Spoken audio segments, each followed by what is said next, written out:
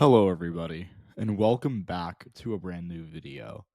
In today's video, we'll be looking at the state of West Virginia and where their Senate election stands a year and a half out.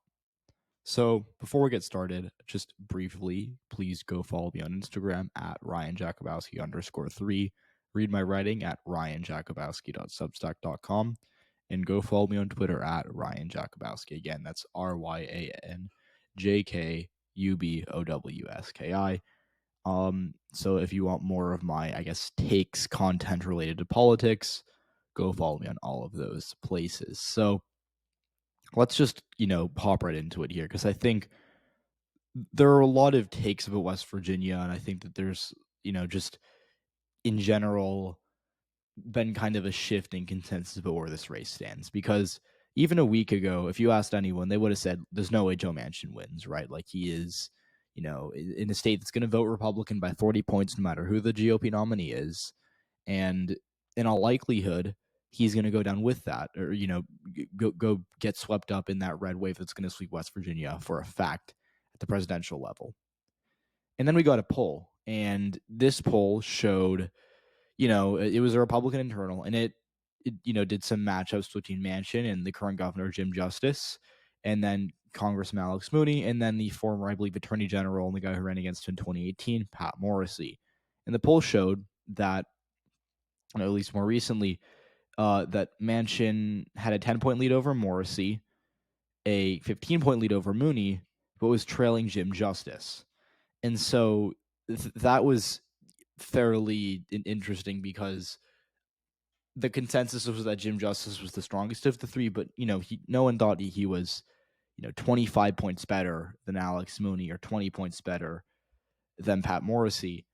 And so this poll caused a lot of stir, because it's like, well, wait a minute, if Manchin's up by double digits as a Democrat in West Virginia, then surely there's a path for him. And so this is where it gets really interesting, because Joe Manchin is a unique figure, obviously. He's a Democrat, but he often does not vote that way when he's in the Senate. And, he is certainly more liberal than the average voter in West Virginia, but he's not, the same as the National Party. And he has a brand in the state, and that gives him appeal to a lot of conservative voters who will be voting for, a Trump or a DeSantis in the 2024 election when that time comes around. So, Manchin, obviously very interesting, but I still really can't see a path for him. So let's just talk about, what he's done over the past, I guess decade really, and why, unfortunately for him, it will likely not be replicated. So his first election was in 2010. It was a special election because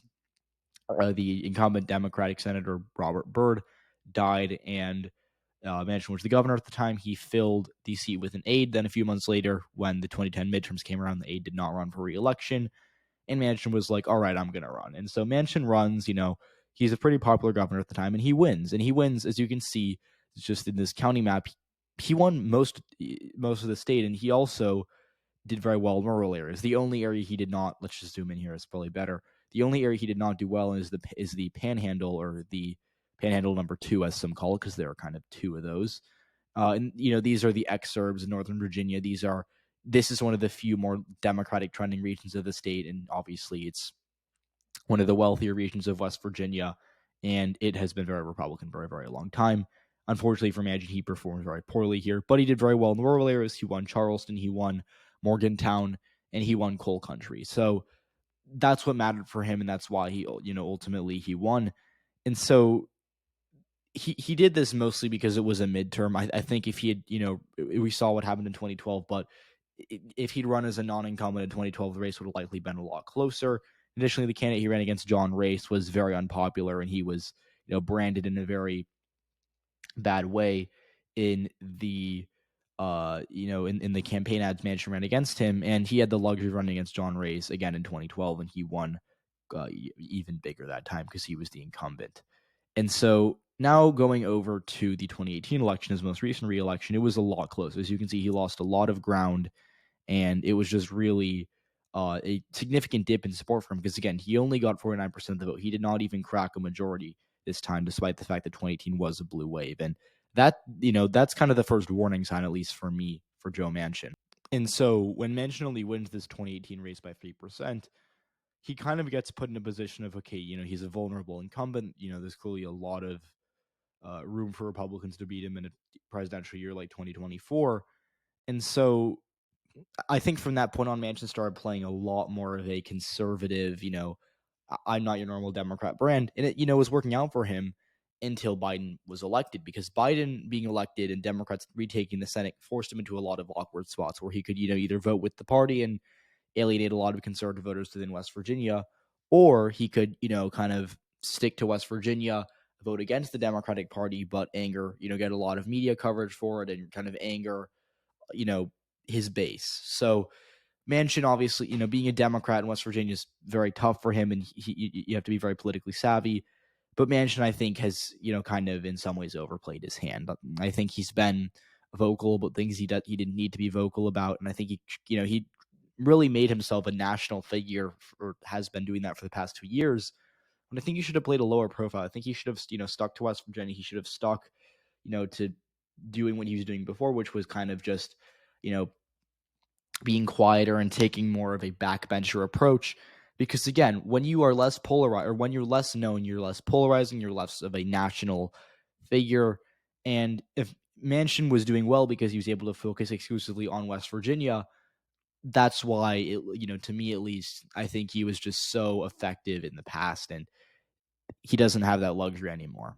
And so, this poll we got showed him ahead of Mooney and Morrissey. I don't even know if I buy that. I'd still have Mooney and Morrissey as pretty substantial favorites over Manchin. And it mostly comes down to this, right? Like in 2020, Biden lost West Virginia by 39 points. Okay. And so, like, if you assume that he does similar again, and again, this is a red trending state, so it's not like it's going to get any bluer. And again, if he loses it by 39-40 again, man should have to outrun Biden by like 40 points to win. And like that might not seem like too much, but again, in 2018, he only outran the House vote by about 21. So that's kind of the best indicator of a generic ballot, because it shows you what the vote was. But again, Democrats lost it by 18%. He won by 3%, so he did 21% better than House Democrats.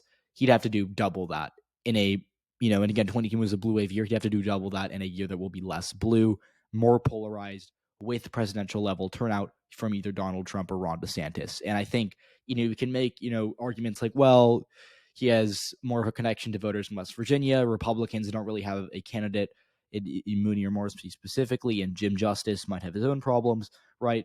But at the end of the day, are any of these candidates really bad enough to underperform by 40 points? Like, we saw some pretty bad Republican candidates this year. Blake Masters, Carrie Lake, Dr. Oz, Doug Mastriano. None of them came even close to underperforming by nearly or by even half of what any Republican would have to do to lose West Virginia.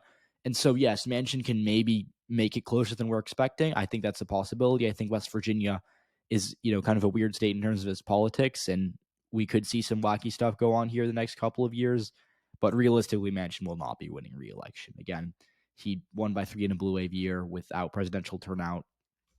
And I think in a redder year than 2018, I don't know obviously we don't know exactly what 2024 is going to look like, but it will certainly not be a massive blue wave, the likes of which 2018 was.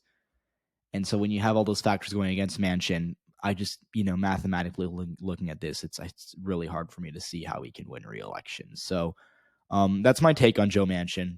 I think he's in a likely Republican race, and I think that if Democrats rely on this one to win the Senate, I think they're going to be in a lot of trouble. So thanks for watching. I hope you enjoyed. If you did, please leave a like, subscribe to the channel if you haven't already. I'll see you all in the next one.